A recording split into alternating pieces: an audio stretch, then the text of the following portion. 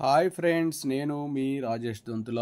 ఈరోజు మనం perspective in education third chapter వర్తమాన భారతదేశంలో విద్య అనేటువంటి చాప్టర్లోని మొదటి రెండు పార్ట్స్ అయినటువంటి పర్యావరణ విద్య, ప్రజాస్వామ్య విద్య గురించి తెలుసుకోబోతూ ఉన్నాం.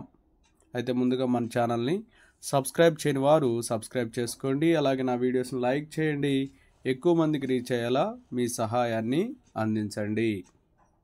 పర్యావరణ విద్య. పర్యావరణము అనే పదము చాలా సమగ్రమైంది, అందుకే దీనికి చాలా అర్థాలు ఉన్నాయి. అవేంటో తెలుసుకుందాం. శబ్ద లక్షణపర అర్థము. ఇంగ్లీష్ పదమైనటువంటి ఎన్విరాన్మెంట్ అనే పదం ఫ్రెంచ్ పదమైనటువంటి ఎన్విరానర్ అనే పదం నుంచి గ్రహించబడింది. ఫ్రెంచ్లో ఎన్విరానర్ అంటే చుట్టుకొని ఉండే లేదా చుట్టూ ఉండే అని అర్థము. ఎన్విరాన్మెంట్ అనేటువంటి ఫ్రెంచ్ పదము ఏ పదం నుంచి గ్రహించబడింది? ఎన్విరానర్. ఫ్రెంచ్లో ఎన్విరానర్ అంటే చుట్టుకొని ఉండే లేక చుట్టూ ఉండే అని అర్థం అన్నమాట. అంటే మన చుట్టూ ఉండే పరిసరాలే పర్యావరణమని శబ్దలక్షణ పరంగా మనం చెప్పవచ్చు. ఇక సాధారణ అర్థంగా చూసినట్లయితే మన చుట్టూ ఉండే జీవ నిర్జీవ పదార్థాలని పర్యావరణం అని చెప్పుకోవచ్చు. అంటే మన చుట్టుపక్కల నివసిస్తున్నటువంటి వివిధ జంతుజాలం కానీ, కొండలు, గుట్టలు, చెట్లు, నదులు, అడవులు అన్నీ కూడా పర్యావరణంలో భాగమే. పంచభూతాలు అనేవి కూడా ఈ పర్యావరణంలోనే భాగంగా ఉంటాయి. మానవ జాతి తప్ప మిగిలినవన్నీ కూడా పర్యావరణం కిందకే వస్తాయి. మిగతా వాటికి మనిషికి ఉన్నటువంటి సంబంధం గురించే ఇది వివరించడం జరుగుతుందన్నమాట. అయితే పర్యావరణ విద్యకు సంబంధించిన నిర్వచనాలు. పర్యావరణ విద్య అంటే పర్యావరణాన్ని గురించి, పర్యావరణం కోసం, పర్యావరణం ద్వారా నేర్చుకునేదే విద్య అన్నమాట. పర్యావరణ విద్య అంటే పర్యావరణం గురించి, పర్యావరణం కోసం, పర్యావరణం ద్వారా నేర్చుకునే విద్య అన్నమాట. మానవుడికి స్వాభావిక, సామాజిక, పర్యావరణానికి మధ్య గల ప్రతిచర్యలే పర్యావరణ విద్య. అయితే పర్యావరణ విద్య ప్రాముఖ్యంగా చూసినట్లయితే ప్రపంచానికి సంబంధించి పర్యావరణ సంక్షోభంగా పేర్కొనదగ్గవి ముఖ్యంగా 4 అంశాలు ఉన్నాయి. ఈ 4 అంశాలకు మూలమైంది యూరోప్లో ఉన్నటువంటి పారిశ్రామిక విప్లవం. అయితే ఈ సమస్యలు బాగా తీవ్ర స్థాయికి చేరుకున్నాయి అన్నమాట. అవేంటంటే ఓజోన్ పొరలో చిత్రాలు, గ్రీన్ హౌస్ ఎఫెక్ట్, అలాగే కాలుష్యము, జనాభా విస్ఫోటనం. పర్యావరణ విద్య స్వభావము, అర్థము, పరిధి. బెల్గ్రేడ్ 1975 కార్యగోష్ఠిలో పర్యావరణ విద్య స్వభావాన్ని సూచించేటువంటి అంశాలేంటో తెలుసుకుందాం. బెల్గ్రేడ్ 1975 కార్యగోష్ఠిలో పర్యావరణ విద్య స్వభావాన్ని సూచించేటువంటి అంశాలు. పర్యావరణ విద్యను అంతః పాఠ్య విషయాల సంబంధమైన పద్ధతిని పాటించేదిగాను, ప్రతి పాఠ్య విషయం నుంచి సూచించిన బోధనాంశాలను తీసుకొని సంపూర్ణమైనదిగాను, సమతుల్య దృక్పథం కలిగిందిగాను ఉండేటట్లుగా ఉపాధ్యాయులకు సాధ్యమయ్యేటట్లు చేయాలి. స్థానిక, జాతీయ, అంతర్జాతీయ స్థాయి క్రమాల్లో పర్యావరణ సమస్యలను అధ్యయనం చేయాలి. పర్యావరణ సమస్యలను పరీక్షించిన విద్యార్థుల్లో అంతర్దృష్టిని పెంపొందించాలి. ఇతర భౌగోళిక ప్రాంతాల గురించినటువంటి యోచన చేయగలిగినటువంటి సామర్థ్యాన్ని పెంచాలి. చారిత్రాత్మక దృక్పథాలను గురించినటువంటి యోచన చేయగల సామర్థ్యాన్ని కూడా పెంచాలి. పర్యావరణ అభివృద్ధి, పెరుగుదల విషయాల్లో ప్రణాళికల్ని స్పష్టంగా రూపొందించుకోవాలి. అసలు పర్యావరణానికి వచ్చేటువంటి సమస్యలకు గల కారణాలేంటి, సూచనలేంటి, ఆధారాలు అభ్యాసకులు కనుక్కోవడానికి మనం సహాయపడాలన్నమాట. పర్యావరణ సమస్యల క్లిష్టతను గురించి వారిలో విమర్శనాత్మక ఆలోచనలు, సమస్యాపూర్ణ నైపుణ్యాలు అభివృద్ధి చేసేటువంటి ఆవశ్యకతకి ప్రాధాన్యాన్ని కల్పించాలి. బోధన, అధ్యయన విషయాలకు విభిన్న అధ్యయన పర్యావరణాలను, వివిధ విద్యా పద్ధతులను, ప్రయోగపూరిత కృత్యాలను, అనుభవాలని ఉపయోగించుకోవాలి. పర్యావరణ విద్య పరిధి. పర్యావరణ విద్య పరిధి చాలా విస్తృతమైంది. దీనిలో అనేక విషయాంశాలు నిగూఢంగా ఉంటాయి. అవి పర్యావరణంలో జనాభాకు సంబంధించిన విషయాలు, ఆవరణ శాస్త్రము, సాంకేతిక అభివృద్ధి, గాలి, నీరు, నేలల యొక్క ఉపయోగాలు, ఆలోచనారహితంగా వాటిని వినియోగించటం, విద్య, ఆవరణ శాస్త్రము, పర్యావరణ సమస్యల్లో విద్య పాత్ర, పర్యావరణ విద్య భావనలు, పరస్పర ఆధారము, పర్యావరణ తీర్పు, సామాజిక అడవులు, పునరుద్ధరించగలిగినటువంటి వనరులు, అలాగే పునరుద్ధరించలేని వనరులు. పర్యావరణంలో మార్పు, మానవాళి భవిష్యత్తు, ప్రపంచ శాంతి, అంతర్జాతీయ అవగాహనలో పర్యావరణ విద్య ప్రపంచ పాత్ర. పర్యావరణ విద్య ప్రణాళిక, స్థూల సూక్ష్మ స్థాయి ప్రణాళికలు, పర్యావరణ విద్య పరిపాలన, కేంద్రీయ వికేంద్రీకరణ. ఇక పర్యావరణ విద్య ధ్యేయాలు, లక్ష్యాలు తెలుసుకుందాం. పర్యావరణ విద్య ధ్యేయాలు: జ్ఞానాత్మక ధ్యేయాలు, భావావేశ ధ్యేయాలు, నైతిక ఆధ్యాత్మిక ధ్యేయాలు, ఆచరణాత్మక ధ్యేయాలు. ఇక పర్యావరణ విద్య లక్ష్యాలు కానీ చూసినట్లయితే జ్ఞానము, పర్యావరణము దానికి సంబంధించినటువంటి సమస్యల్ని తెలుసుకోవటం జ్ఞానంలో భాగము. అలాగే పర్యావరణము దానికి సంబంధించిన సమస్యలను అవగాహన చేసుకోవాలి. పర్యావరణం పట్ల సరైన వైఖరులని పెంపొందించుకోవాలి. పర్యావరణ సమస్యల్ని పరిష్కరించడానికి సరైన మార్గాలను గుర్తించి వాటి ద్వారా ఆ సమస్యల్ని పరిష్కరించాలి. జ్ఞానాత్మక లక్ష్యాలు: పర్యావరణాన్ని గురించి తెలుసుకోవడం, అవగాహన చేసుకోవటం, పర్యావరణం గురించిన ముఖ్య భావనలను అర్థం చేసుకోవటం, పర్యావరణానికి సంబంధించిన జ్ఞానం ఆధారంగా అధ్యయనానికి గట్టి పునాదులు వేయడం, విశ్లేషించి నేర్చుకునే అధ్యయన పద్ధతుల వైపు నడిపించడం, విద్యార్థులకు తమంతట తామే ఆలోచించడానికి ప్రేరణ కలిగించడం, మానవుల మధ్య, మానవుడికి ప్రకృతికి మధ్య గల సంబంధాలని తెలుసుకునేటట్లు చేయడం, పర్యావరణము వివిధ సాంస్కృతిక సముదాయాలకు వేరువేరు అర్థాలను ఇస్తుందని అవగాహన చేసుకోవటం, వనరులు పునరావృతం అయ్యేవి, పునరావృతం కానివి అని రెండు రకాలని తెలుసుకోవటం, పర్యావరణం పట్ల మానవుని ప్రవర్తన రీతులను, విలువలను ఎలా ప్రభావితం చేస్తున్నామో అవగాహన చేసుకోవటం, పర్యావరణ సమస్యల స్వభావాలను, వాటిని పరిష్కరించుకోవడానికి గల పద్ధతులను అవగాహన చేసుకోవటం, వ్యక్తుల, సముదాయాల, సంస్థల చర్యలు ప్రస్తుత భవిష్యత్తు పర్యావరణాల అభివృద్ధికి కానీ నాశనానికి కానీ కారణమవుతాయని అవగాహన చేసుకోవటం, అలాగే పర్యావరణంలోని భావావేశ, స్వాభావిక వైఖరుల లక్ష్యాలు, పర్యావరణ నాణ్యత పట్ల అవగాహన పొందటం, పర్యావరణం పట్ల తమ వైఖరులను ప్రశంసించడం, తమ పర్యావరణం పట్ల బాధ్యతాయుత ప్రవర్తనను చూపటం, పర్యావరణ అంశాలను శోధించడానికి ఉత్సాహాన్ని చూపడం, సాటిలేని భారతదేశ పర్యావరణాన్ని ప్రశంసించడం, పర్యావరణంలో శోధనను అభివృద్ధిపరచడానికి పెంపొందించగల నైపుణ్యాల లక్ష్యాలు, పర్యావరణానికి సంబంధించిన సమాచారాన్ని వ్యవస్థీకరించటం, వర్గీకరించటం, వివిధ రకాల పర్యావరణాలను శోధించే నైపుణ్యాలను కలిగించటం, పర్యావరణానికి సంబంధించిన సమాచారాన్ని వనరుల పరిశోధన ద్వారా సేకరించటం. తగిన ప్రమాణాల్లో పర్యావరణ అభివృద్ధి భావన అవసరం. తగిన ప్రమాణాలతో పర్యావరణంలో ఎక్కువ మార్పులు రాకుండా అభివృద్ధి అనేది ఆవరణ వ్యవస్థ ముందు తరాలకు అందించే సమర్థతతో దగ్గర సంబంధాన్ని కలిగి ఉంటుంది. ముఖ్యమైన పర్యావరణ సమస్యల్ని రెండు స్థూల శ్రేణులుగా మనం వర్గీకరించవచ్చు. ఒకటి, అభివృద్ధి సరళిలో ప్రతికూల ప్రభావం వల్ల అరుదించేవి, పేదరికం వల్ల, అభివృద్ధి లోపం వల్ల అరుదించేవి. పర్యావరణంలో తగిన ప్రమాణాల్లో అభివృద్ధి పనుల్ని నిరోధించేటువంటి ముఖ్యమైన సమస్యల్ని తెలుసుకుందాం. జనాభా పెరుగుదల, దానివల్ల సంభవించే అనుకూల ప్రతికూల ప్రభావాలు, పర్యావరణ కాలుష్యము, తీర ప్రాంతాల తీవ్ర నష్టము, పరిశ్రమలు ఇంకా అనేకం అభివృద్ధిని నిరోధిస్తాయి. తగిన ప్రమాణాలతో పర్యావరణ అభివృద్ధి అనే భావన 1987లో అవర్ కామన్ ఫ్యూచర్ అనే నివేదికలో మొట్టమొదటిసారిగా పొందుపరిచారు. తగిన ప్రమాణాల్లో పర్యావరణం అభివృద్ధి చెందడానికి ప్రస్తుత పర్యావరణ సవాళ్లేంటో చూద్దాం. నీటి సరఫరా, పారిశుద్ధ్యము, విద్యుత్ శక్తి ఉత్పత్తి, పరిశ్రమల ఉత్పత్తి, ఆహార ఉత్పత్తి. పర్యావరణ అభివృద్ధి పరిరక్షణలో ప్రభుత్వేతర సంస్థల, ఉపాధ్యాయుల పాత్ర. ప్రభుత్వ పాత్ర. భారతదేశ పూర్వ ప్రధాని శ్రీమతి ఇందిరాగాంధీ పర్యావరణ ప్రాముఖ్యాన్ని గుర్తించి 1972లో national council of environment planning కోఆర్డినేషన్ని ప్రారంభించారు. తరువాత 1980లో తివారీ కమిటీని కూడా ఏర్పరిచారు. ఈ కమిటీ సిఫార్సుల ప్రకారం 1980లో పర్యావరణ విభాగాన్ని స్థాపించారు. 1985లో విభాగాన్ని మినిస్ట్రీ ఆఫ్ ఎన్విరాన్మెంట్ ఫారెస్ట్లో విలీనం చేశారు.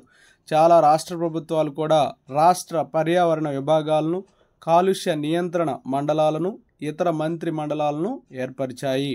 ఏదైనా పరిశ్రమ స్థాపించాలంటే ఆ ప్రదేశంలో నివసించే ప్రజలకు ఆ పరిశ్రమ గురించి వివరించి దానివల్ల కలిగే లాభ నష్టాలను కూడా తెలియచేయాలి. పరిశ్రమ స్థాపించాలన్న ఉద్దేశంతో భారత ప్రభుత్వం ఈ మధ్య పబ్లిక్ హీరింగ్ని ప్రవేశపెట్టింది. ప్రభుత్వేతర సంస్థల పాత్ర 1989 world life fund for nature విడుదల చేసిన ప్రభుత్వేతర సంస్థల డైరెక్టరీ ఆఫ్ ఎన్విరాన్మెంట్లో దగ్గర 850 ప్రభుత్వేతర సంస్థలు పర్యావరణ దిశగా చాలా చురుగ్గా పనిచేస్తున్నాయని వెల్లడైంది.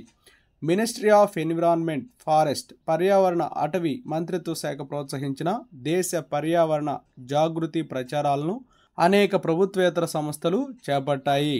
అంతర్జాతీయ పర్యావరణ సంస్థలు earth scan, environmental protection agency, earth watch program, project earth, man and biosphere program. ప్రభుత్వేతర సంక్షిప్త జాబితా all India environmental society Dehradun, association of consumers action on safety and health Mumbai, eco society Indore, people's environmental protection society Visakhapatnam, action for water development Mysore society Bengaluru, కాలుష్య నివారణ చట్టాలు 1847 Indian fisheries act, 1912 Bombay smoke nuisance act, 1949 AP అభివృద్ధి ప్రణాళిక చట్టం, 1977 water save act, 1980 అటవీ సంరక్షణ చట్టం, 1986 environmental protection policy statement of A betterment of pollution by ministry of environment and forest. పర్యావరణ అభివృద్ధి పరిరక్షణలో ఉపాధ్యాయుల పాత్ర. పర్యావరణ విద్య, ఉపాధ్యాయుడి పాత్ర. పర్యావరణ విద్యలో ఉపాధ్యాయుడి పాత్ర విప్లవాత్మకంగా వేరే విధంగా ఉంటుంది. ఉపాధ్యాయుడు జట్ల కృత్యాలను నిర్వహించేటట్లు చేయడానికి ఒక అనుసంధానకర్తగా లేదా వ్యవస్థీకృతం చేసేవాడుగా వ్యవహరిస్తాడు. విద్యార్థుల అధ్యయనానికి, వారిని ప్రశ్నించడానికి ప్రోత్సహిస్తాడు. పర్యావరణ విద్యలో ఉపాధ్యాయుడు వివిధ రకాల బోధనా పద్ధతులను పాటిస్తూ వారితో చర్య ప్రతిచర్య జరిపి ఉత్ప్రేరకుడుగా కొత్త పాత్ర నిర్వహిస్తాడు. ఉపాధ్యాయుడి నూతన పాత్ర, పూర్వ పాత్రలను ఏ విధంగా వివరించారో చూడండి. ఉపాధ్యాయుడు విద్యార్థి పాఠ్యపుస్తకం ఇలాగా ఇవ్వటం జరిగింది. నూతన పద్ధతి ఉపాధ్యాయుడు కొత్త పాత్రలు నిర్వహించడం ద్వారా, పరిశీలన, చర్చ, కృత్యాల నిర్వహణ, సమస్య పరిష్కారము మొదలైన వాటిని విద్యార్థులు చేపట్టేటట్లు చేస్తారు. చూడండి, ఉపాధ్యాయుడు సంబంధించి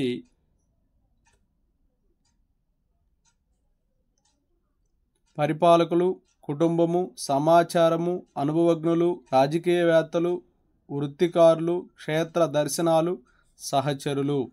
సమాచారం ఎన్నుకోవడం, వడబోయడం, ఆధునిక పర్యావరణ జ్ఞానంతో సంబంధాన్ని కలిగి ఉండటం, సహకార వ్యవస్థని స్థాపించడం, జట్టు ప్రాజెక్టు పని పర్యవేక్షణ చేయడం. ఇక పర్యావరణ పరిరక్షణ అభివృద్ధి బాధ్యతలు. వ్యక్తిగత కృత్యాలు, పరిశుభ్రత పాటించటం, పాఠశాల, తరగతి, పరిసర సమాజంలో వ్యక్తుల పరిశుభ్రతకు కార్యక్రమాలు నిర్వహించి పాల్గొనడం, ప్రాథమిక ఆరోగ్య కేంద్రాల సందర్శన, అక్కడ ఉన్న వివిధ ఉద్యోగులు చేసే పనులను తెలుసుకొని పట్టిక తయారు చేయడం, పర్యావరణంలోని జీవ వ్యవస్థల గురించి వివరించడం, పర్యావరణ దినోత్సవాన్ని తగిన రీతిలో పాఠశాలలో జరుపుకోవడం, వన మహోత్సవాల్లో ఉత్సాహంతో పాల్గొనడం, బడిలో తోటను పెంచడం, వినియోగించి వదిలిన వస్తువులను మళ్ళీ వినియోగంలోకి తీసుకురావటం, పర్యావరణ ప్రయోగశాలను ఏర్పాటు చేయటం, పర్యావరణ దినోత్సవ నిర్వహణ. ప్రతి సంవత్సరం జూన్ 5న ప్రపంచ పర్యావరణ దినోత్సవంగా మనం జరుపుకుంటాం.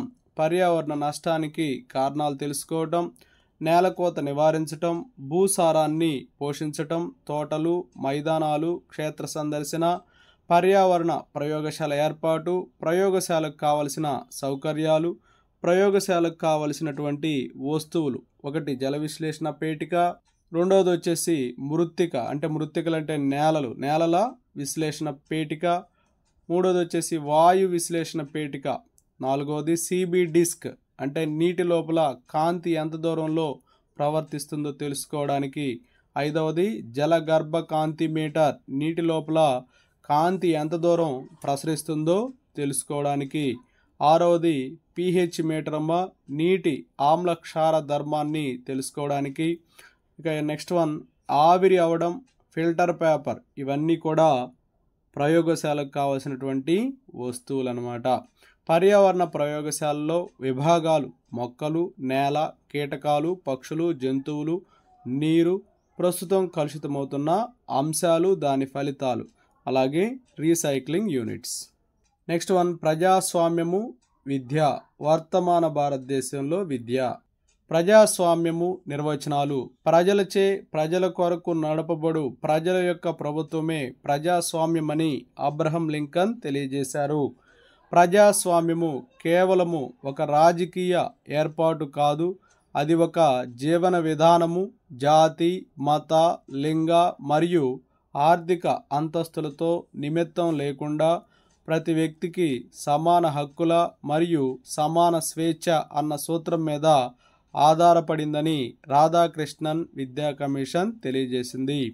ప్రజాస్వామ్య మౌలిక సూత్రాలు: వ్యక్తి స్వేచ్ఛ, ప్రాథమిక హక్కులు, సమానత్వము, సమన్యాయ పాలన, ప్రజా సార్వభౌమాధికారము, బహుళత్వము, సంవాదాత్మకము, మార్పులో నమ్మకము, మెజారిటీ నిర్ణయం.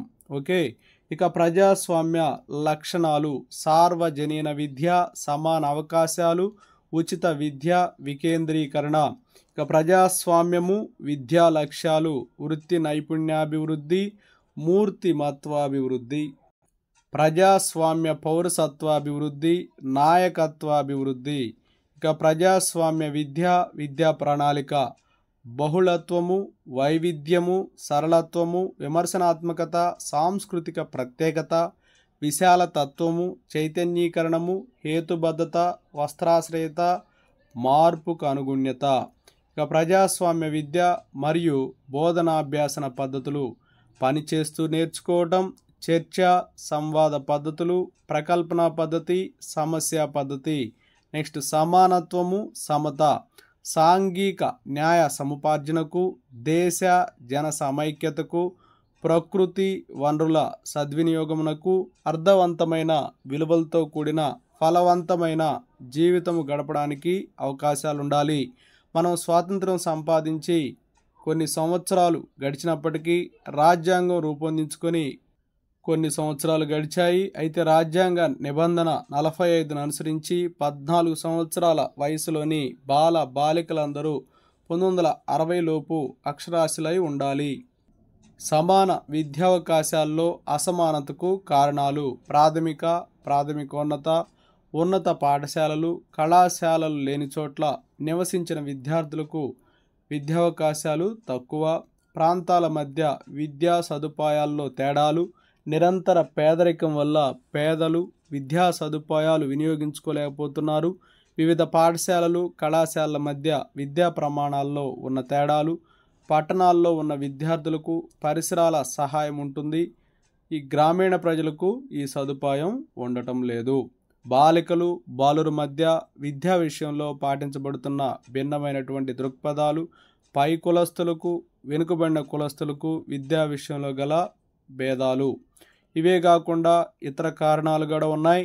ఆర్థిక అసమానతలు, నివాసాల్లో తేడాలు, విద్యా ప్రగతిలో అసమానతలు, విద్యాలయాల ప్రమాణాల్లో అసమానతలు, కుల వ్యవస్థపై ఆధారపడటం, కుటుంబంలో విద్యాహీనులు, నిరక్షరాస్యులు ఉండటం, కుటుంబ పేదరికము, కుటుంబ సంస్కృతి, వెనుకబడినతనం, బాలికలకు ప్రత్యేక పాఠశాలలు లేకపోవటం, మాతృభాషలో విద్య గడపకపోవటం, విద్య ప్రైవేటీకరణ కావటం, ప్రభుత్వాలు విద్య పట్ల చూపవలసిన శ్రద్ధ చూపకపోవటం, పాఠశాలలు విద్యార్థులను ఆకర్షించలేకపోవటం, కనీస సదుపాయాలు లేకపోవటం, మహిళా ఉపాధ్యాయుల కొరత, దీని కారణంగా బాలికలు ఆకర్షించబడకపోవటం, అనువగు పాఠ్య ప్రణాళికలు రూపొందించకపోవడం, విద్యారంగానికి అవసరమగు నిధులు లేకపోవడం, వెట్టి చాకిరీ నిర్మూలించకపోవడం, బాల కార్మికుల వ్యవస్థ కొనసాగుతుండటం, సాంప్రదాయాలు పాటిస్తున్న ఉపాధ్యాయుల్లో మార్పు రాకపోవటం, జనాభా పెరుగుదల, వనరుల సద్వినియోగం కాకపోవటం, ప్రణాళికలు రూపొందించిన విధంగా అమలునకు నోచుకోకపోవడం. అయితే ఇంతవరకు మన దేశంలో అసమానతలు తొలగించేందుకు చేపట్టిన చర్యలు కులంతో వృత్తిని ముడిపెట్టకపోవడం, కుల ప్రాతిపదిక గాక సాంప్రదాయ వృత్తుల రాబడి ఆధారంగా ప్రజల్ని వర్గీకరించడం, పాశ్చాత్య విద్యతో వ్యక్తులపై తరగతి వృత్తుల పట్ల పయనించడం, విద్యార్థుల్లో సమానత్వ భావాలు, ఆధునిక వైజ్ఞానిక భావాలు పెంపొందించడం, విద్యా లక్ష్యాల్లో స్వేచ్ఛ, సమానత్వం, సౌభ్రాతృత్వము అనేటువంటి విలువలకు ప్రాధాన్యతనివ్వటం, విద్యార్థులకు కుల ప్రాతిపదిక లేకుండా వృత్తి ఎన్నుకున్నట్లో స్వేచ్ఛ, నాణ్యమైన విద్యని పెంపొందించుకోవడానికి ఏర్పాటు చేసినటువంటి కమిటీలు, అసమానతలను తొలగించేందుకు కోటారి కమిషన్ చేసినటువంటి సిఫారసులు, దేశమంతటా విద్యాలయాల విస్తృత స్థాపన, అందరికీ పాఠశాలలు అందుబాటులో ఉండాలి, విద్యలోనూ సాంఘికంగానూ వెనుకబడిన విద్యార్థులకు అవసరమగునన్ని ఉపకార వేతనాలు మంజూరు చేయాలి, వెనుకబడిన తరగతి విద్యార్థులకు ఉచిత వసతి గృహ నివాస వసతులు కల్పించాలి, పాఠశాలలకు రాను పోను ఉచిత ప్రయాణ సదుపాయాలు కల్పించాలి. కేంద్ర రాష్ట్ర ప్రభుత్వాలు పట్టుదలతో సమానత సాధించేందుకు పథకాలు అమలు చేయాలి, దేశంలో వివిధ ప్రాంతాలకు అనువగు విద్యా ప్రణాళికలు తయారు చేయాలి, పేదలకు పాఠశాల రుసుము చెల్లించు పద్ధతి రద్దు చేయాలి, పేద విద్యార్థులకు ప్రాథమిక స్థాయిలో మధ్యాహ్న భోజన వసతి కల్పించాలి, పేద విద్యార్థులకు ప్రాథమిక స్థాయిలో ఉచిత పాఠ్య పుస్తకములు, పఠన సామగ్రి, దుస్తులు సరఫరా చేయాలి, స్కాలర్షిప్లు ఇవ్వడంలో ఆర్థిక సాంఘిక సమానత్వ దృక్పథం పాటించాలి, విద్యార్థుల సాధారణ జీవన విధానమును, కుటుంబ పరిస్థితులను మెరుగు చేయాలి, చాలా పేదలైన విద్యార్థులకు ఇంట్లో చదువుకునే వసతి లేకుంటే వసతి గృహాలు, అభ్యసన కేంద్రాలు ఏర్పాటు చేయాలి, దళితులకు, గిరిజనులకు, వెనుకబడ్డ కులాల వారి పిల్లలకు, స్త్రీలకు ప్రత్యేక సదుపాయాలు కల్పించాలి, ఉన్నత పాఠశాలల్లో పుస్తక బ్యాంకుల సదుపాయాలు కల్పించాలి, విశ్వవిద్యాలయాల్లో ప్రతిభ గల విద్యార్థులకు స్కాలర్షిప్లు ఇవ్వాలి, సంపాదిస్తూ విద్యను అభ్యసించే అవకాశాలు కల్పించాలి, వికలాంగులకు ప్రత్యేక సదుపాయాలు అంటే గ్రుడ్డి, చెవిటి, మోగవారికి కల్పించాలి. రాష్ట్రాల మధ్య విద్యా ప్రగతిలో ఉన్న అసమానతలు తొలగించాలి, గిరిజన ప్రాంతాల్లో వీలైనంత వరకు ఆయా తెగల ఉపాధ్యాయుల్ని నియమించాలి. విద్యా విధానం 1986, 1992 సవరణ అనుసరించి అసమానతలు తొలగించేందుకు తీసుకోవలసిన చర్యలు, 1986 సంవత్సరంలో రూపొందిన నూతన విద్యా విధానంలోని సూచనలు, ప్రాంతాల మధ్య విద్యా ప్రగతిలో గల తేడాలని సరిదిద్దాలి, వెనుకబడిన ప్రాంతాలకు ప్రత్యేక సదుపాయాలు కల్పించాలి, జాతీయ సమైక్యత, భావ సమైక్యతను ప్రోత్సహించుటకై సామాన్య పాఠశాలలు రూపొందించాలి, అన్ని ప్రభుత్వ పాఠశాలలు ప్రతిభ ఆధారంగా విద్యార్థుల్ని చేర్చుకోవాలి, అయితే ఇది సామాజిక నివేశమునకు దారితీయరాదు, బాలికల విద్యకు అధిక ప్రాధాన్యతనివ్వాలి, ఇది సామాజిక న్యాయం దృష్ట్యా అవసరము, వెనుకబడిన తరగతుల విద్యార్థులు ప్రత్యేకంగా గిరిజన విద్యార్థుల విద్య పట్ల ఎక్కువ శ్రద్ధ చూపాలి, వికలాంగులకు, మానసికంగా వెనుకబడిన పిల్లలకు ప్రత్యేక విద్యా సదుపాయాలు కల్పించాలి, 1992 సవరణలోని సూచనలు, పాఠ్య ప్రణాళికలు బాలబాలికలిద్దరికీ అనువుగా తయారు కావాలి, ప్రాథమిక పాఠశాలల్లో ఉపాధ్యాయులు ఎక్కువ శాతం నియమించబడాలి, మైనారిటీల విద్య పట్ల శ్రద్ధ వహించాలి, వికలాంగులకు ప్రత్యేక విద్యా సదుపాయాన్ని కల్పించాలి, పాఠశాలలు లేని చోట స్వచ్ఛంద పాఠశాలల స్థాపనకు అనుమతినివ్వాలి, నల్లబల్ల ప్రక్రియ అమలు చేయటం, నవోదయ పాఠశాలలు జిల్లాకు ఒకటి చొప్పున 8వ పంచవర్ష ప్రణాళికలో అమలు చేయబడ్డాయి, గ్రామీణ విశ్వవిద్యాలయాల స్థాపన, ఎస్సీ ఎస్టీలకు, బాలికలకు ఉన్నత విద్యాభ్యాసమునకు ప్రత్యేక సదుపాయాలు కల్పించాలి, అక్షరాస్యత శాతంలో వెనుకబడిన రాష్ట్రాలకు ప్రత్యేక సదుపాయాలు, ఈ సూచనలపై కేంద్ర ప్రభుత్వం తీసుకున్న చర్యలు. ప్రాథమిక పాఠశాలల్లో కనీస వసతులు కల్పించేందుకు నల్లబల్ల ప్రక్రియను దేశమంతటా 1987 సంవత్సరంలో ప్రారంభించారు. జిల్లా ప్రాథమిక విద్యా కార్యక్రమం డిపిఈపి ప్రారంభించబడింది. District primary education programme.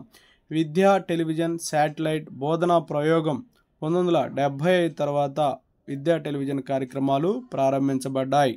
ప్రాథమిక విద్యాస్థాయిలో పౌష్టికాహారాన్ని ఇచ్చే జాతీయ పథకం, అలాగే నవోదయ పాఠశాలల ప్రారంభం, విస్తరణ, బాల కార్మిక నిర్మూలనకు ప్రత్యేక పాఠశాలల స్థాపన, వయోజన విద్యా కార్యక్రమాలు, జాతీయ అక్షరాస్యత కార్యక్రమం, అలాగే కరస్పాండెన్స్ కోర్సుల ప్రారంభం, వివిధ స్థాయిల్లో స్కాలర్షిప్లు మంజూరు.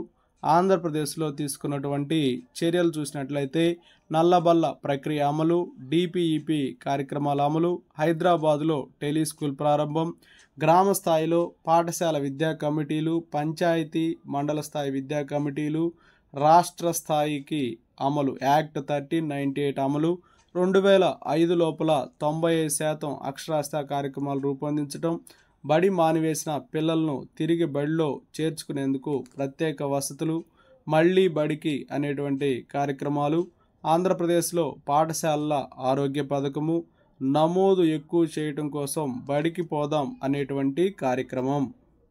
ప్రతిభావంతులైన గ్రామీణ పిల్లలకు రెసిడెన్షియల్ పాఠశాలలు స్థాపించటం, 1 కిలోమీటర్ లోపల ప్రాథమిక పాఠశాల, 3 కిలోమీటర్ల లోపల ప్రాథమికోన్నత పాఠశాల ఉండేలా చూడటం, ప్రాథమిక పాఠశాల విద్యార్థులకు ఉచిత పుస్తకాల సరఫరా, పోచంపల్లిలో గ్రామీణ విశ్వవిద్యాలయ స్థాపన, గిరిజన తదితర వెనుకబడ్డ జాతుల పిల్లలకు ఆశ్రమ పాఠశాలల విస్తరణ, పేద పిల్లలకు హాజరు ఆధారంగా ప్రాథమిక పాఠశాలల్లో నెలకు 3 కేజీల బియ్యం సరఫరా, బాలికలకు 3వ వంతు సీట్లు అన్ని విద్యాలయాల్లో రిజర్వ్ చేయబడ్డాయి.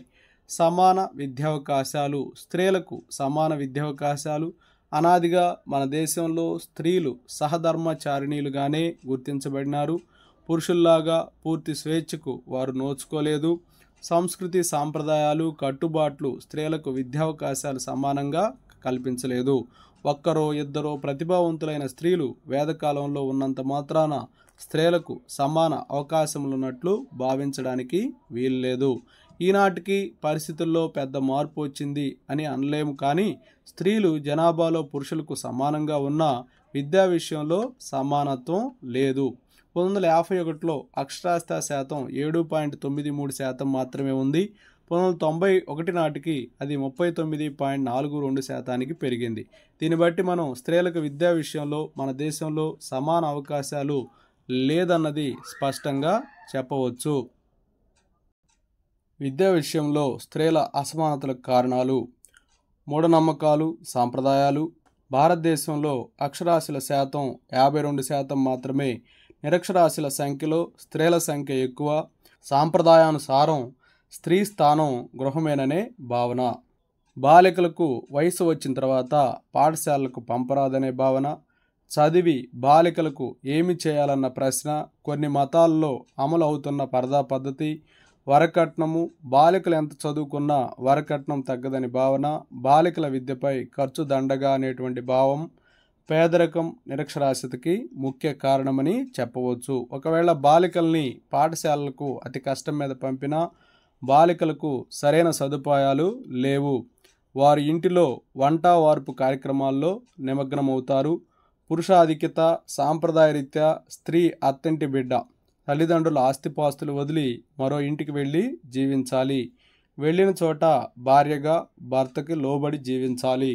ఇది అన్ని మతాల్లో కనిపిస్తూ ఉంది. స్త్రీ తాను పూర్తి స్వేచ్ఛా జీవితమును ఆశించినా జీవించ వీలు లేదు. ప్రకృతి రీత్యా కూడా శారీరక సౌష్ఠవంలో స్త్రీ పురుషులతో సమానురాలు కాదనే భావనలు. బాలికలకు ప్రత్యేక పాఠశాలలు తక్కువగా ఉండటం, ప్రత్యేక పాఠ్య ప్రణాళికలు లేకపోవటం. బాలికలకు కొన్ని ప్రత్యేక అభిరుచులు, సహజాతాలు ఉంటాయి. వాటి అభివృద్ధికి, సాధనకు ప్రత్యేక విద్యా సదుపాయాలు అవసరం, కానీ అవి అందుబాటులో లేవు. బాలికలకు అవసరమైనటువంటి పాఠ్య ప్రణాళికలు లేవు. బాలికల బోధనకు స్త్రీ ఉపాధ్యాయులు అవసరం, కానీ ఉపాధ్యాయుల కొరత అనేది ఉంది. స్త్రీ మనోభావాల్లో మార్పు రాకపోవడం, చాలా వరకు స్త్రీలు ఇప్పుడున్న స్థితిని కుటుంబంలో తమ స్థానాన్ని పదిలంగా ఉంచుకోవడం చూస్తారు. కొందరు అభ్యుదయవాదులు దీన్ని ఎదిరించిన భారతీయ స్త్రీలు ఇంకనూ చాలా వరకు భర్త వెనుక భార్యగా కుటుంబ జీవితమును గడుపుటకే వాంఛిస్తారు. కానీ ఈ ఆలోచనలో మార్పు అనేది అవసరం. స్త్రీ విద్యావంతురాలైతే కలిగే లాభాలు అనేకం ఉన్నాయి. స్త్రీ విద్య వలన కలిగేటువంటి లాభాలు: ఒక బాలిక విద్య నేర్చిన తరువాత ఆవిడ తన కుటుంబాన్నంతా విద్యావంతులను చేసేటువంటి అవకాశం ఉంది. మూఢనమ్మకాలు విడనాడి వైజ్ఞానిక సాంకేతిక దృక్పథాలు అలవాటు చేసుకోవటం సులభమవుతుంది. కుటుంబ ఆర్థిక స్తోమతని పెంచుకోవచ్చు. పరిమిత కుటుంబం పాటించవచ్చు. వ్యక్తిగత సామాజిక ఆరోగ్యాభివృద్ధికి అనుకూలం. సమాజంలో అభిలషణీయమైన సామాజిక రాజకీయ మార్పులు తీసుకొని వచ్చే వీలుంది. కుటుంబంలో నైతిక విలువలు మెరుగవుతాయి. స్త్రీలు విద్యలో సమాన అవకాశాల విషయంలో కొఠారి కమిషన్ తర్వాత 1986లో రూపొందించిన నూతన విద్యా విధానంలోనూ కొన్ని సూచనలు చేయబడినాయి. కొన్ని లక్ష్యాలు నిర్ణయించబడ్డాయి.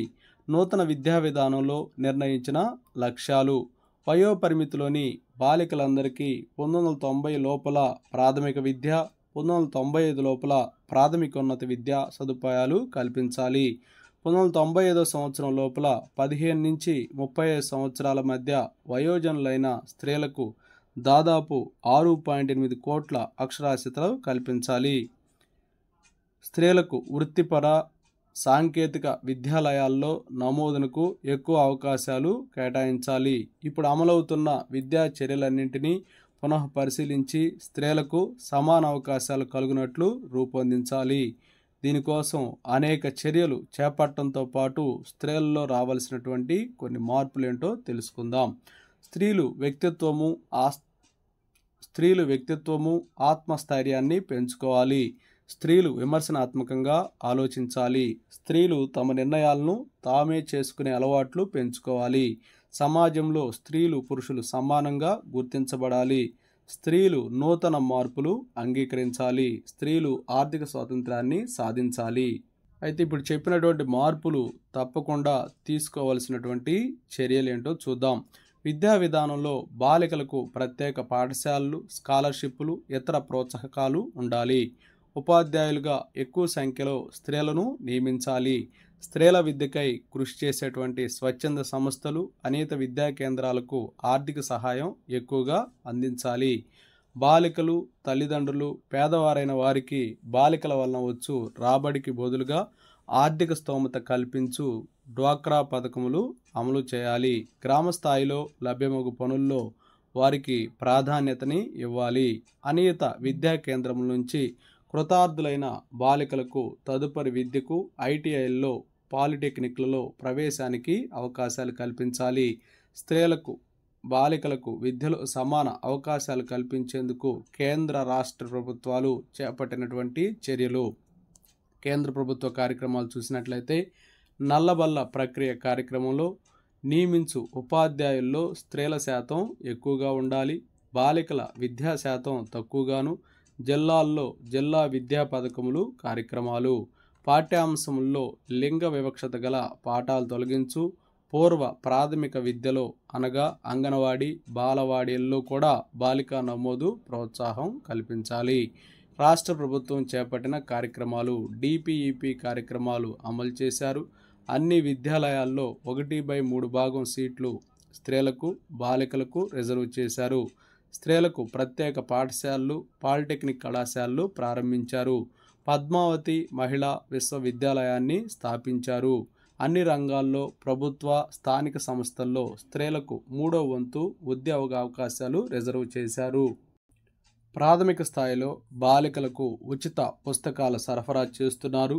పాఠశాలల్లో బాలికలకు మంచినీటి వసతి, మరుగుదొడ్ల వసతి కల్పిస్తున్నారు. బాలికలకు అటెండెన్స్ స్కాలర్షిప్లు మంజూరు చేస్తున్నారు. అన్ని స్థాయిల్లో పనిచేయు విద్యా కమిటీల్లో స్త్రీలకు ఉచిత ప్రాధాన్యం కల్పించారు. CMEY వంటి కార్యక్రమాల్లో స్త్రీలకి ప్రాతినిధ్యం కల్పించారు. వెట్టి చాకిరీ తొలగింపు చర్యలు చేపట్టారు. బాల్య వివాహాల నిషిద్ధం, అలాగే పనిచేస్తూ చదివే వీలుండే పార్ట్ టైం పాఠశాలలు స్థాపించటం, అనియత విద్యా కేంద్రాలు స్థాపించటం, సార్వత్రిక పాఠశాలలు ప్రారంభించటం చేశారు. దళితుల, గిరిజనులకు సమాన విద్యావకాశాలు కల్పించటం. మన దేశ జనాభాలో షెడ్యూల్ కులాల వారు 16.5% కాగా గిరిజనులు 6.5% ఉన్నారు. కానీ అక్షరాస్యతలో వీరి శాతం అంత బాగా లేదు. 1991 సంవత్సరం జనాభా లెక్కలు అనుసరించి ఆంధ్రప్రదేశ్లో ఎస్సీ ఎస్టీల అక్షరాస్యత ఏ విధంగా ఉందో తెలుసుకుందాం. పురుషులు అక్షరాస్యత శాతం 64.20, అయితే ఎస్సీలకి 49.91, ఎస్టీలకి 40.65, స్త్రీలకి 39.19 అందరికి ఉంటే ఎస్సీలకి 23.76, ఎస్టీలకి 18.19 ఉంది. మొత్తం 52.10 అక్షరాస్యత 19 అక్షరాస్యత శాతాన్ని కలిగి ఉంటే ఎస్టీలు మొత్తం 37.41, ఎస్సీలు 37.41, ఎస్టీలు 29.60 అక్షరాస్యత శాతాన్ని కలిగి ఉన్నారు. ఆంధ్రప్రదేశ్లో అక్షరాస్యత శాతం వివరాలు 1991 ప్రకారం పురుషుల్లో 55.13%, స్త్రీల్లో 32.72% ఉంది. మొత్తం 44.09% అందరూ కలిగి ఉంటే ఎస్సీ పురుషులు 41.88, ఎస్సీ స్త్రీలు 20.92, మొత్తము 31.59% కలిగి ఉన్నారు. ఎస్టీలు 25.75%, స్త్రీలు 8.68%, మొత్తము 17.16% అక్షరాస్యతని కలిగి ఉన్నారు. ఈ లెక్కల ప్రకారం ఎస్సీల్లో అక్షరాస్యత అందరికన్నా తక్కువని, ఎస్టీల అక్షరాస్యత ఎస్సీల కన్నా తక్కువని, అందరిలోనూ స్త్రీల అక్షరాస్యత మరింత తక్కువగా ఉందని తెలుస్తూ ఉంది. ఈ పరిస్థితి మన రాష్ట్రంలోనే కాదు, అన్ని రాష్ట్రాల్లో కూడా కొనసాగుతూ ఉంది. ఈ అసమానతలను తొలగించే నూతన విధానము అమలుకు తీసుకున్నటువంటి నిర్ణయాలు ఏంటో తెలుసుకుందాం. లక్ష్యాలు, వ్యూహాలు. కేంద్రము ఎస్సీ ఎస్టీ విద్యార్థులకు విద్యలో అన్ని స్థాయిల్లో సమాన అవకాశాలు కల్పించట్లో ప్రత్యేక శ్రద్ధ తీసుకోవాలి. దీనికోసం 1990 లోపల 6 నుంచి 11 సంవత్సరాల వయసులోని ఎస్సీ ఎస్టీ పిల్లలందరినీ ప్రాథమిక పాఠశాలల్లో నమోదు చేయాలి. నీత పాఠశాలల్లో చేరలేని వారికి అనియత విద్యా కేంద్రాల ద్వారా చదివించాలి. తద్వారా 15.5 మిలియన్ల ఎస్సీ పిల్లలు, 7.5 మిలియన్ల ఎస్టీ పిల్లలకు 6 నుంచి 11 సంవత్సరాల వయసులోని వారికి 1990 లోపల విద్యావకాశాలు కల్పించవలసినటువంటి అవసరం ఉంది. 11 నుంచి 14 సంవత్సరాల వయసులోని బాలికలకు ఎస్సీ ఎస్టీ అలాగే 6 నుంచి 8 తరగతుల చదువు పూర్తి చేయు విధానము కనీసం 75% విద్యార్థుల్ని ఆ తరగతిలోకి నమోదు చేయాలి. దీనికై కొన్ని కార్యక్రమాలు చేపట్టవలసిన అవసరం ఉంది.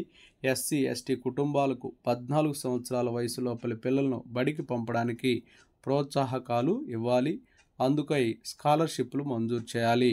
స్కాలర్షిప్లు మంజూరుకి ఒకే అధికారిని ఉంచడం లేదా పోస్ట్ ఆఫీసులు లేదా బ్యాంకులు లేదా డిఆర్డిఏ లాంటి సంస్థల ద్వారా స్కాలర్షిప్లు పంపాలి. ఎస్సీ ఎస్టీ పిల్లలకై విద్య కోసం అయ్యే పూర్తి ఖర్చులు ప్రభుత్వం భరించాలి. ఉన్నత పాఠశాల విద్య తర్వాత కూడా విద్యార్థులకు ధన సహాయము అందించాలి. ఉచిత పుస్తకాలు, దుస్తులు, అభ్యసన పరికరాలు తదితరాలు అందించాలి. ఈ విషయమై క్రింది స్థాయిలోనే సూక్ష్మీకృత ప్రణాళికలు తయారు చేసి అమలు చేయాలి. ప్రతి జిల్లా కేంద్రంలో ఎస్సీ ఎస్టీలకు విద్యార్థి వసతి గృహాలు ఏర్పాటు చేయాలి. ఎస్సీ ఎస్టీ తరగతులకు చెందిన వారిని ఉపాధ్యాయులుగా ఎంపిక చేసి నియమించాలి. ఎన్ఆర్ఈపీ, ఆర్ఐఈజీపీకి ఇచ్చిన కేటాయింపుల నుండి డబ్బులు అవసరమైనచో ఉపయోగించాలి. గిరిజన విద్యార్థులకు 1-2 తరగతులు గాక వారి మాతృభాషలో పాఠ్యపుస్తకాల తయారీ, సరఫరా, పాఠశాల భవనాలను ఎస్సీ ఎస్టీల నివాస స్థలంలో నిర్మించటం, నూతన పాఠశాల స్థాపనలో ఎస్సీ ఎస్టీల అవసరాలు ముందుగా తీర్చడం, ఈ కార్యక్రమాలన్నీ కూడా కేంద్ర సంక్షేమ శాఖ ఆధ్వర్యంలో చేపట్టడం. అయితే ఈ లక్ష్యాలను సాధించడానికి కొన్ని అడ్డంకులు ఉన్నాయి. తరతరాలుగా కుల వ్యవస్థకి గురి అయి పీడింపబడినటువంటి దళితుల్లో త్వరితగతిన వికాసం ఆశించటం అంత సులభం కాదు. ఎన్నో శతాబ్దాల నుండి దళితులు సమాజంలో ఇతరుల నుండి దూరంగా జీవిస్తున్నారు. నిరక్షరాస్యత, అంటరానితనం వారికి శాపాలుగా మారాయి. ఇప్పుడిప్పుడే విముక్తి పొందుతున్న వారు సమాన స్థాయిని అందుకోవడానికి కొంతకాలం పడుతుంది. గిరిజనులు అనేక తెగలకు చెందిన వారు అనేక భాషలు మాట్లాడుతారు, అనేక సాంప్రదాయాలు అనుసరిస్తారు. కుల పెద్దల, మత పెద్దల ప్రభావం ఎక్కువగా ఉంటుంది. స్థిర జీవితానికి ఇంకా అలవాటు పడని వారెందరో ఉన్నారు. సమాజమే వారికి అందుబాటులో లేదు. అడవుల్లో నివసించే వీరికి విద్య ఆవశ్యకత, ప్రాముఖ్యత తెలియజేయడం సులభం కాదు. కానీ ఎస్సీ కులాల్లో, ఎస్టీ తెగల్లో మార్పులు త్వరితగతిన వస్తున్నాయి. రాజ్యాంగంలో కల్పించిన ప్రత్యేక సదుపాయాలు వీరి శీఘ్ర అభ్యున్నతికి సహాయపడుతున్నాయి. సమానత సుదూరమే కానీ అసాధ్యం మాత్రం కాదు. రాజ్యాంగ నిబంధనలు 15, 16, 20, 46, 335 వీరికి ప్రత్యేక సదుపాయాలు కల్పించాయి. కేంద్ర రాష్ట్ర ప్రభుత్వాలు అమలు చేస్తున్నటువంటి కార్యక్రమాలు షెడ్యూల్ కులాల వారికి ప్రత్యేకంగా ఎస్సీ విద్యార్థులకు అందుబాటులో ఉండే విధంగా పాఠశాల వసతులు 1 కిలోమీటర్ లోపు ఉండేటట్టుగా వాటికి కల్పించడం, నూతన పాఠశాలను ఎస్సీల నివాసాల దగ్గర ఏర్పరచడం, ఎస్సీ కులాల్లో 6 నుంచి 14 సంవత్సరాల వయసులోని బాల బాలికల సర్వే చేసి వారిని బడికి పంపే విధంగా ప్రోత్సహించడం, పాకీ పని, తోలుకుట్టు పని చేయు వారి పిల్లలకు 1వ తరగతి నుండే స్కాలర్షిప్లు మంజూరు చేయడం, ఎస్సీ విద్యార్థుల్లో స్తబ్దతను తగ్గించడం, ఎస్సీ విద్యార్థులకు రెసిడెన్షియల్ పాఠశాలలు స్థాపించడం, జిల్లా స్థాయిలో విద్యార్థి వసతి గృహాలు స్థాపించడం, అనువైన చోట, అవసరమున్న చోట ఎస్సీ పిల్లలకు ప్రత్యేక పూర్వ ప్రాథమిక విద్యాలయాలు స్థాపించడం, వృత్తి విద్యకు ప్రాధాన్యతనివ్వటం. ఇక గిరిజనులుగా చూసినట్లయితే సమగ్ర గిరిజన అభివృద్ధి సంస్థకు గిరిజన పిల్లలు విద్యా బాధ్యతను అప్పజెప్పటం, గిరిజన ప్రాంతాల్లో విద్యార్థులకు అనువుగా పాఠశాల స్థాపించటం, ఉచిత పుస్తకాలు, దుస్తులు తదితరాలు మంజూరు చేయటం, పోస్ట్ మెట్రిక్ స్థాయిల్లో చదవడానికి ప్రత్యేక రిజర్వేషన్లు, స్కాలర్షిప్లు, అలాగే వృత్తి విద్యకు ప్రాధాన్యత కల్పించటం, గిరిజనులనే ఉపాధ్యాయులుగా నియమించడం, ప్రత్యేక రెసిడెన్షియల్ పాఠశాలలు, ఆశ్రమ పాఠశాలల ఏర్పాటు, గిరిజన సంస్కృతి పోషణకై చర్యలు, ఎన్ఆర్ఈపి, ఆర్ఐఈపిపి పథకాల నుంచి ఖర్చులకు ఆర్థిక వసతులు కల్పించడం, వికలాంగులకు విద్యలో సమాన అవకాశాలు, వికలాంగుల్ని విలక్షణమైన పిల్లలుగా గుర్తించవచ్చు, ప్రత్యేకమైన విద్యా విధానం అనేది వీరికి అవసరం ఉంది. వ్యక్తి తన సహచరుల నుంచి ప్రత్యేక శ్రద్ధ లేదా అవధానం పొందవలసి ఉన్న అతన్ని లేదా ఆ లక్షణాలని విలక్షణ అని చెప్పి అనొచ్చని క్రో మరియు క్రో తెలియజేశారు. విలక్షణ పిల్లల వర్గీకరణ చూసినట్లయితే శారీరక విలక్షణాలు చెవిటి, మోగ, గుడ్డివారు, కుంటి, అవిటివారు, బహుళ విలక్షణతలు కలిగిన వారు. మానసిక విలక్షణత కలవారు ఎవరంటే ప్రతిభావంతులు, సృజనాత్మక పిల్లలు, మానసికంగా వెనుకబడిన పిల్లలు. విద్యా విషయక విలక్షణాలు విద్యలో ప్రతిభావంతులు, అభ్యసనంలో వెనుకబడిన పిల్లలు. ఇక సామాజికంగా విలక్షణలు చూసినట్లయితే అవకాశం లేని పిల్లలు, సర్దుబాటు లోపించిన పిల్లలు, సమస్యాత్మక పిల్లలు. ఇక బాల నేరస్తులు, అపమార్గంలో పయనించే పిల్లలు, ఉద్వేగాలచే బాధపడు పిల్లలు. ఇప్పుడు మనం వర్గీకరించిన పిల్లలందరూ కూడా సమాజంలో సభ్యులే. అందరికీ సమాన విద్యావకాశాలు కల్పించవలసిన బాధ్యత ప్రభుత్వం, సమాజం మీద ఉంది. కానీ ఈ పిల్లలకు సాధారణ విద్యా విధానం సరిపోదు. ప్రత్యేక విద్యా విధానం అనేది అవసరం. ప్రత్యేక విద్యా విధానానికి కారణాలు: సాధారణ పాఠశాలలు వీరి అవసరాలు తీర్చజాలవు. శారీరక మరియు మానసిక విలక్షణతలు గల పిల్లలు ఇతర సాధారణ పిల్లలతో సర్దుబాటు చేసుకోరు. వారికి దానికి అవసరమైనటువంటి ఆత్మస్థైర్యం ఉండదు కూడా. ఆత్మన్యూనతా భావం వాళ్ళని పీడిస్తూ ఉంటుంది. ప్రత్యేక విద్యా విధానం వీరి సమస్యలకు అవగాహనతో అర్థం చేసుకుని రూపొందుతుంది కాబట్టి అది వారికి, తల్లిదండ్రులకు, సమాజానికి ఉపయోగకరంగా ఉంటుంది. గుడ్డి, మోగ, చెవిటి పిల్లలకు సాధారణ పిల్లలకు ఉపయోగించే బోధనా విషయాలు, బోధనా పద్ధతులు సరిపోవు. వాటిని ఉపయోగించలేము కూడా. వారికి ప్రత్యేక బోధనా అభ్యాసన పద్ధతులు అనేవి అవసరమవుతాయి. విలక్షణ పిల్లల అవసరములు వేరు, అందుకే వారికి ప్రత్యేక విద్యా విధానం అవసరమవుతుంది. వారి శక్తి సామర్థ్యాలు కూడా వేరుగా ఉంటాయి. వాటికి అనువుగా బోధన అభ్యాసన కార్యక్రమాలు రూపొందించాలి. శారీరక లోపాలు పలు సమస్యలకు దారితీస్తూ ఉంటాయి. వీరిని అర్థం చేసుకోవటం ఇబ్బందికరం కాబట్టి వీరికి వృత్తి విద్య అనువుగా ఉంటుంది. విలక్షణులకు బోధించేందుకు ఉపాధ్యాయులకు ప్రత్యేక శిక్షణ కూడా అవసరమవుతుంది. వీలైనంత వరకు విలక్షణులకు రెసిడెన్షియల్ పాఠశాలలు మంచిది.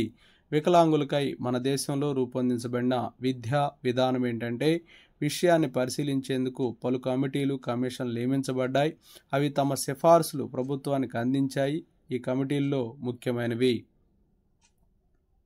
Working groups recommendations during the international year for disabled persons 1981, national policy on education 1986 for handicapped, national policy on education 1986 for handicapped, Ramamurthy committee 1991, programme of action 1992, integrated education for disabled children 1992, United Nations standard rules 1994, విలక్షణుల విద్యా విషయకంగా Kothari commission 1964-66లో కొన్ని సూచనలు చేసింది.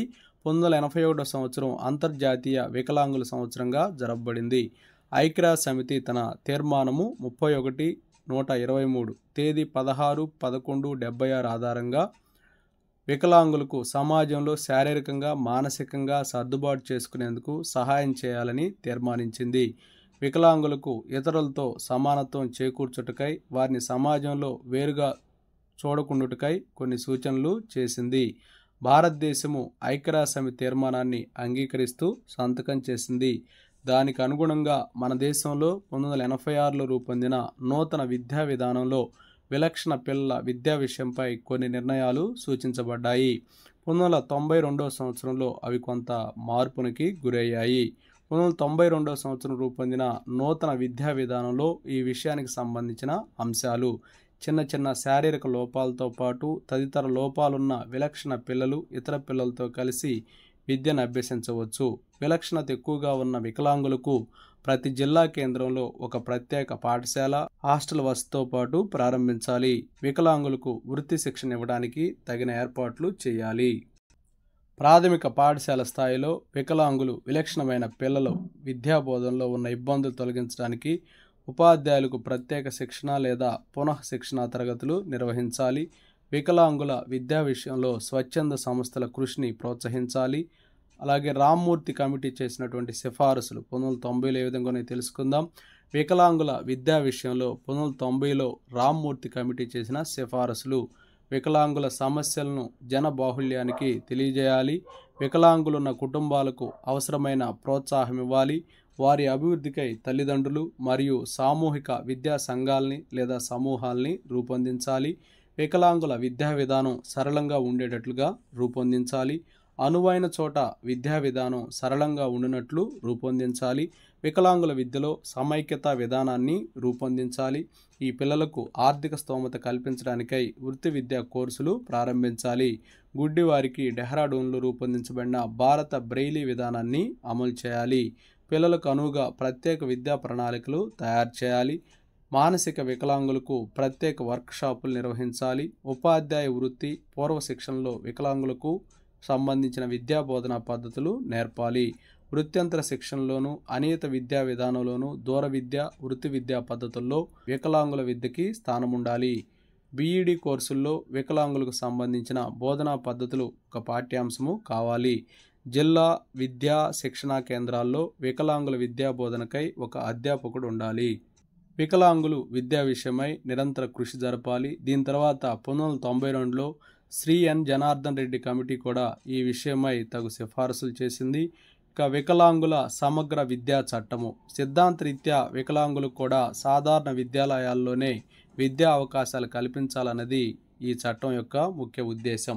ఈ సమగ్ర విద్యా విధానం సెకండరీ పాఠశాల స్థాయి ముగియనంతవరకు జరగాలని, అవసరమైన చోట వికలాంగులకు స్కాలర్షిప్లు, ధన సహాయము అందించాలని ఈ చట్టం సూచించింది. ఈ బాధ్యతని జాతీయ విద్యా పరిశోధనా శిక్షణా మండలికి అప్పగించడం జరిగింది. ఇక వికలాంగుల కొరకు సూచించినటువంటి సదుపాయాలు ఏంటంటే, పాఠ్య పుస్తకములకు, స్టేషనరీకి అయ్యేటువంటి ఖర్చులకై సంవత్సరానికి 600 రూపాయలు మించకుండా సహాయం అందించటం, సంవత్సరానికి ఒకసారి దుస్తులకు 200 రూపాయలకు మించకుండా అందించటం, ప్రయాణ ఖర్చులు నెలకు 50 రూపాయలు ఇవ్వటం, గ్రుడ్డి వారికి రీడర్ పారితోషికం కింద నెలకు 50 రూపాయలు ఇవ్వటం, వికలాంగులకు ఎస్కాట్ అలవెన్స్ నెలకు 75 రూపాయలు ఇవ్వటం, అభ్యసన పరికరాలకై 5 సంవత్సరాలకు విద్యార్థికై 2000 రూపాయలు, ఎక్కువ వికలాంగులు ఉన్నట్లయితే 10 మందికి ఒక సహాయకుడు, పూర్తి హాస్టల్ వసతులు, అవసరమైన చోట ఆయాలకి నెలకి 50 రూపాయలు. ఉపాధ్యాయ విద్యార్థుల నిష్పత్తి 1:8గా ఉండాలి. 1994 ఐక్యరాజ్య సమితి ప్రామాణిక నియమాలు. ఐక్యరాజ్య సమితి రూపొందించిన ప్రమాణ సహిత నియమాలు ఇవి. వికలాంగులకు సాధారణమైన వ్యక్తులతో సమాన హక్కులు. ఈ విషయంలో కేంద్ర రాష్ట్ర ప్రభుత్వాలు బాధ్యత వహించటం, అవసరమగు వివరాల సేకరణ, పథకాల అమలు బాధ్యత అంతా ప్రభుత్వాలదే. దీని ఫలితంగా మన దేశంలో డిజేబిలిటీ బిల్ అనేది 1996లో మన దేశంలో ద నేషనల్ డిజేబిలిటీ బిల్ అనేది 1996లో రూపొందించింది. దీని ఫలితంగా మన దేశంలో ద నేషనల్ డిజేబిలిటీ బిల్ అనేది 1996లో రూపొందించింది. మైనారిటీలకి విద్యా సదుపాయాల్లో సమాన అవకాశాలు కల్పించింది. అలాగే రాజ్యాంగంలో 29, 30 మరియు 350A నిబంధనలు మైనారిటీ వర్గాలకు విద్యా విషయంలో రక్షణ కల్పించాయి. నిబంధన 29 మైనారిటీ భాషలు, సంస్కృతుల పరిరక్షణ. భారతదేశంలోని పౌరులు ఏ వర్గానికి చెందిన వారైనా తమ భాష, లిపి, సంస్కృతుల రక్షణకు హక్కు కలిగి ఉన్నారు. నిబంధన 30 భాష లేదా మతం ఆధారంగా మైనారిటీలు వర్గీకరించబడ్డారు. తమ భాషా సంస్కృతుల అభివృద్ధికై విద్యాలయాలు ప్రారంభించి నడుపుకోవచ్చు. నిబంధన 350A ప్రాథమిక స్థాయిలో మాతృభాషలో బోధనకు సదుపాయాలు కల్పించాలి. మన దేశంలో అన్ని వర్గాల మైనారిటీలకు చెందినవారు దాదాపు 18% ఉన్నారు. దీనిలో ముస్లింలు, క్రైస్తవులు, జైన్లు, సిక్కులు, పార్సీలు ఉన్నారు. మైనారిటీల విద్యకు సంబంధించిన నూతన విద్యా విధానం 1986లో నిర్ణయించబడిన గమ్యాలు మైనారిటీల కొరకు 1986-87 నాటికి అమల్లో ఉన్న అన్ని కార్యక్రమాలు అలాగే కొనసాగుతాయి. మైనారిటీలు అధికంగా నివసిస్తున్న 10 కేంద్రాల్లో సామాజిక పాలిటెక్నిక్స్ ప్రారంభించి సాంకేతిక నైపుణ్యాలు అందించాలి. మైనారిటీ వారి ఉపయోగానికి జాతీయ సమగ్రత దృష్ట్యా పాఠ్యపుస్తకాల తయారీ విషయమై NCERT బాధ్యత స్వీకరించాలి. మైనారిటీ విద్యాలయాల ప్రిన్సిపాల్స్కి, మేనేజ్మెంట్ వారికి అభివిన్యాస కార్యక్రమాలు నిర్వహించాలి. ఇది NCERT నిర్వహిస్తుంది. విద్యలో వెనుకబడిన మైనారిటీలకు విద్యార్థులకు కళాశాల, విద్యాలయాల స్థాయిలో కోచింగ్ కేంద్రాలపై ధన సహాయం అందించాలి. దీనికై తీసుకోవాల్సిన చర్యలు: పూర్వ ప్రాథమిక స్థాయి వీలైన చోటల్లా పూర్వ ప్రాథమిక తరగతులు వెనుకబడిన మైనారిటీ వర్గాల కొరకై ప్రారంభించడం. దీనికై ఒక పథకం కేంద్ర ప్రభుత్వం తయారు చేసి అమలు చేయటం. ఇక ప్రాథమిక స్థాయి చూసినట్లయితే మైనారిటీ భాషా బోధనకు అవసరమగు ఉపాధ్యాయుల ఖాళీలు తక్షణం భర్తీ చేయటం. మైనారిటీ పాఠశాలల్లో అధ్యయనానికి పాఠ్యపుస్తకాల అవసరాలను సర్వే చేసి దాని సరఫరాలకు తగు చర్యలు తీసుకోవటం. మైనారిటీ పాఠశాలల్లో అవసరమగు ఉపాధ్యాయులకు శిక్షణా వసతులు కల్పించటం. ఇవన్నీ కూడా రాష్ట్ర ప్రభుత్వాలే చేయాలి. స్థానిక చేతి పనులు, కుటీర పరిశ్రమలు నేర్చుకోవడానికి కనీసం 15% పాఠశాల కాలాన్ని వినియోగించాలి. ఇక ఉన్నత పాఠశాల స్థాయి చూసినట్లయితే మైనారిటీ పాఠశాలలో పనిచేయు ఉపాధ్యాయులకు విజ్ఞాన శాస్త్రం, గణితం, సాంఘిక శాస్త్రం, ఆంగ్ల భాష బోధించుట్లో వృత్తి అంతర శిక్షణని ఇవ్వాలి. మైనారిటీ పాఠశాలల ప్రిన్సిపాళ్లకు, మేనేజర్లకు అభివిన్యాస శిక్షణా తరగతులు నిర్వహించాలి. త్రిభాషా సూత్రం అమలుకు మైనారిటీ పాఠశాలల్లోని భాషా ఉపాధ్యాయులకు శిక్షణ ఇవ్వాలి. సవరణ బోధన పద్ధతుల్లో ఉపాధ్యాయులకు శిక్షణ ఇవ్వాలి. మైనారిటీ పాఠశాలల్లో కంప్యూటర్ శిక్షణకు అవసరమైన చర్యలు చేపట్టాలి. ఇక వృత్తి విద్యాలయాలు వృత్తిలో వెనుకబడిన మైనారిటీలకు హయ్యర్ సెకండరీ స్థాయిలో వృత్తి శిక్షణా తరగతులు కల్పించాలి. మైనారిటీ పాఠశాలల్లో సాంకేతిక వృత్తిపరమైన కోర్సులు ప్రారంభించినట్లు చూడాలి. గుర్తించబడిన బ్లాకుల్లో మైనారిటీల కోసం చేతి పని కేంద్రాలు ప్రారంభించాలి. మైనారిటీ వర్గాలకు చెందిన స్త్రీలకు ప్రత్యేక శిక్షణా సదుపాయాలు కల్పించాలి. మైనారిటీ పాఠశాలల మేనేజ్మెంట్లకు ప్రభుత్వ గుర్తింపునకు మార్గదర్శక సూత్రాలు రూపొందించాలి. మైనారిటీ వర్గాలకు చెందిన విద్యార్థులకు ప్రతిభ ఆధారంగా స్కాలర్షిప్లు మంజూరు చేయాలి. ఇటువంటి పలు కార్యక్రమాలు అమలవుతూ ఉన్నాయి. మైనారిటీ పాఠశాలలు మైనారిటీలకి పరిమితం కావడం లేదు. ఇవి అన్ని చోట్ల ఇతర విద్యార్థులకు విద్యా అవకాశాలు కల్పిస్తూ ఉన్నాయి. సాధారణ విద్యాలయాలకు లభ్యమగు వసతులు, ప్రోత్సాహకాలు ఈ విద్యాలయాలకు లభ్యమవుతూ ఉన్నాయి. మైనారిటీలకు విద్యాలయాల స్థాపనలో, ఫీజుల వసూళ్లలో ఉపాధ్యాయుల నియామకాలలో స్వేచ్ఛ ఉన్నందున వారు మరింత ప్రగతి సాధించగలుగుతూ ఉన్నారు.